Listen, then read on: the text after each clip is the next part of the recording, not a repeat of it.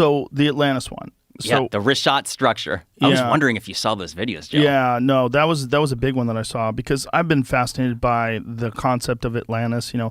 Ever since I had these conversations with Randall Carlson and Graham Hancock about the Younger Dryas impact theory and this concept that somewhere in the roughly around 11,000, 12,000 years ago, we were hit by a series of comets. And it's pretty evident that that's a fact. If you do the core samples of the Earth, they find this nuclear glass all over the Earth that exists in that time period. And it seems like something happened that reset civilization. And there's very little evidence of advanced civilizations before that up until recently, up until the last couple of decades. They started uncovering things like Göbekli Tepe and all these other structures that are clearly from more than 12,000 years ago. And they're really complex and really large with enormous stones. And it's sort of caused people to rethink the history of the Earth and the history of human civilizations. And Atlantis has always been the big one. That has been the one that everybody talked about, was this incredibly advanced civilization, and no one could figure out where it is. Right. Or if it was real. I think that Atlantis, because surely that wouldn't have been necessarily the name just through like the change of language, over, let's say, 12, 13,000 years ago, which would be the time frame. So like surely there would be several different changes of language, but I think it represented a civilization that was doing great things. They were more global than what many people think would be possible. Atlantis was said to be a kingdom made up of, or an empire, made up of 10 kingdoms.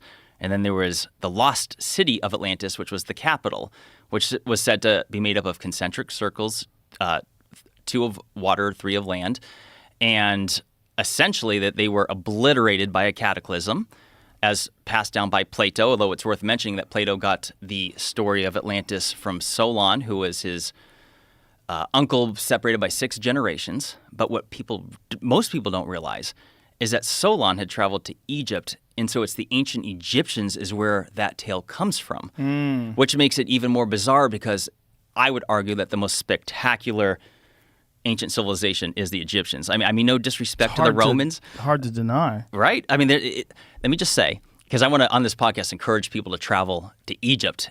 Joe, you got to go.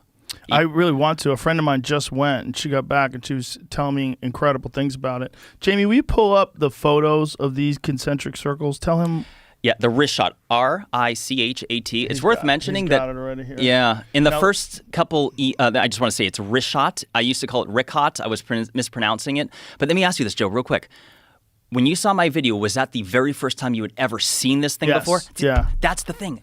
So many. When I first saw this, I was like, what the fuck is that? By the way, you see that white, all those white blemishes? That's salt. This was under the ocean. And people, let me just say, you mentioned Randall Carlson and Graham Hancock. I love them. And I know for sure that they don't particularly think this is the site for a few different reasons. So let me say there's absolute doubt. Even I am not 100% certain. I'm not even 100% certain Atlantis existed. What I am certain is that humans were doing spectacular things and a cataclysmic event happened called the Younger Dryas and reset something for somebody. Is there a natural explanation for this formation? Yes. So let me say that it is considered to be mysterious. They're not 100% certain of it. However, the consensus is that it was a volcanic dome that had risen and collapsed multiple times, like 100 million years ago, allegedly. I say allegedly. I'm not necessarily disagreeing with that. I'm just saying I would like to know where sometimes they get these figures from. Like, explain to me why it was 100 million years ago and not 99 or 98, because here we are talking about how crazy things changed in just the last 12, 13,000 years. So when they throw around these numbers, 1 million years in itself is an incredibly long period of time. But getting back to your question, some had originally thought that maybe it was an impact site from an asteroid or perhaps, but there's no evidence for it. Like there's none of the nano. The problem is there's these concentric circles. I've never seen anything. I mean, obviously I'm not an archaeologist, but I've never seen anything like this. If you study structures that are like man-made structures, I've never seen anything like this that humans have made. But I've definitely never seen go to that one where your cursor's on, Jamie. Please. So is this? You want to see some? All right. What I'm is sorry. this? What am I, Okay. Okay. One step at a time, because we Yep. also have to take into consideration that people are just listening. So kind Okay. of describe what we're looking at here. Okay, so what you're looking at is approximately 250 miles inland in the total barren desert of Mauritania, Africa. So But the Western this image Sahara. looks like. Why is it blue? That's just showing you What it used to look like? No, this is what it looks like right now through, I forgot what you call this type of animation, but it's essentially, it's a satellite imagery that they enhanced in order for you to see the difference in elevation and the actual structure to itself. Okay, so like if there was water in this area, you would see it this way, that it would be these concentric circles that are raised above the water, and then the water would be inside of it like that. Well, just to clarify, this particular image, no, this is not trying to represent water. So that blue is actually picking up on salt. So Salt, all that was salt. But I mean, it used to be underwater, right? It's salt Well- because it was underwater. that's what I believe, and that's what makes the most sense to me. Others will disagree, and let me tell you why. It is currently 1,300 feet above sea level. It's 250 miles inland. And so some people say this was never under the ocean, at least not for the last tens of millions of years, is what the scientists claim. I argue that since the salt is still there, and not only that, Jamie, if you go to the other images that show you more of the white, the one that you were previously on, the one to the middle to the left, right there.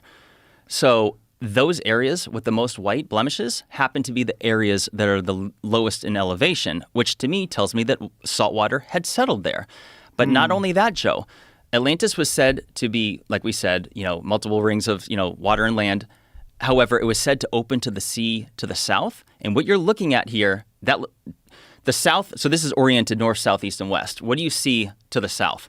And especially if we could get another... This is a very flat area that looks like it's the lowest elevation. Like around it looks like it's higher. I mean, it's hard to tell from this image. Jamie, will you Google map it? Just type in... even if you went to Mauritania, so you could see this from space. Astronauts use it as a locator, and they weren't really familiar or aware of it until the Gemini missions in the early 1960s. So